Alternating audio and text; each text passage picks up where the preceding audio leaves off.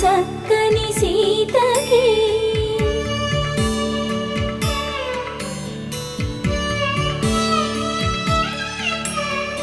ఎర్ర జాబిలి చేయి